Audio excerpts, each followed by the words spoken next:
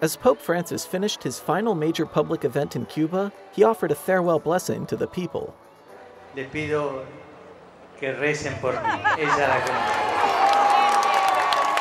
Los bendiga Dios Todopoderoso, el Padre y el Hijo y el Espíritu Santo. Adiós y gracias.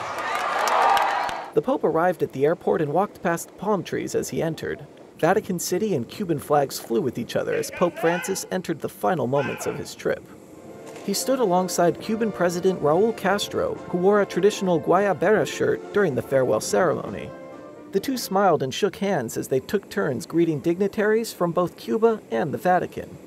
Afterward, Pope Francis picked up his own bag and headed for the airplane, chatting with Castro as he walked along the red carpet. They shook hands for the final time.